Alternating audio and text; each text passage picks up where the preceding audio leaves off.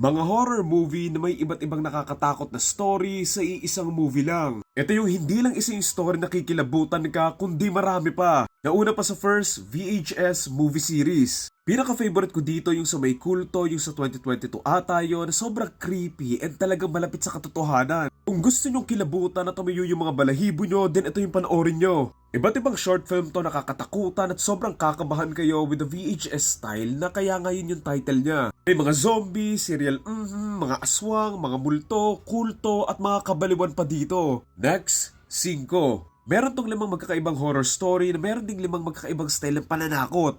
Sobrang tagal na nung huling beses ko tong napanood pero pagkakatanda ko, natakot naman ata ako and yung pinaka nagustuhan ko dito yung sa morgue and yung kay Pokwang. Kwento nga dito na nasa morgue tapos may braso na malating sa may Addams Family. Yung isang babaeng gumamit ng gayuma para magustuhan siya ng lalaki kaso minahal siya nito hanggang sa kabilang buhay. Alam niyo ba nung ni-research ko to, ngayon ko lang na-realize na lahat pala ng title ng story nila dito parte ng katawan ng tao like braso, paa, mata, muka, and puso. O yun, cute na detail lang. Next, ABCs of...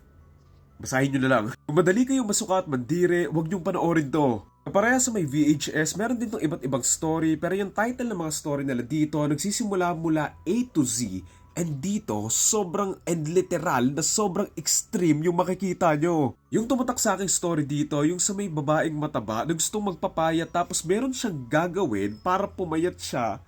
And ginawa nga niya yun and pumayat siya pero yung way naman ng ginawa niya. Next, Don't Look Back, na joke lang, huwag kang lilingon. Dalawang story to at yung isa ay tungkol sa isang ospital kung saan meron daw inaatake ng mga pasyente, mga nurse at mga doktor. Tapos yung isa naman ay tungkol sa isang pamilya na bagong lipat sa may bahay nila na isa palang malaking pagkakamali. Na siguro to nakakatakot ngayon pero yung scene sa may dining table sa may dulo, doon ako kinilabutan. Dagdag mo pa yung twist na napasabi nila ako ng kaya pala. Next, Urban Meats. Ganito ba naman yung mukha na makakasalubong mo tuwing gabi? Talagang mapapadasal ka na lang eh. May full review ako nito and yun na lang siguro yung panoorin nyo. Di ako masyadong natakot dito, honestly speaking. Pero yung pinaka-favorite kong story dito ay yung sa may dentista and baka kayo rin. Next, Magandang Hating Gabi. Dito talaga nag-originate si Vecna eh. Wala to sa magkakaibigang magbabakasyon sana nang mapunta sila sa isang lugar. Dito sila may makikilalang isang matanda na magkukwento sa kanila ng 3 horror story na tatakot sa kanila. Favorite part ko dito yung sa may ending nung nagpakita na yung halimaw na nakakatakot talaga yung itsura and yung galaw niya. Next, Trick or Treat 2007. Tungkol ito sa mga taong nasa iba't ibang lugar na magsiselebrate sa gabi ng Halloween na mauuwi sa bawian ng buhay. Ewan ko ba, pero yung ibang mga nakapanood dito, cute na cute doon sa may batang may sako sa may ulo. Pinakahuli, Shake, Rattle and Roll. Siyempre, hindi mawawala yung Shake, Rattle and Roll. Pero yung mga luma lang.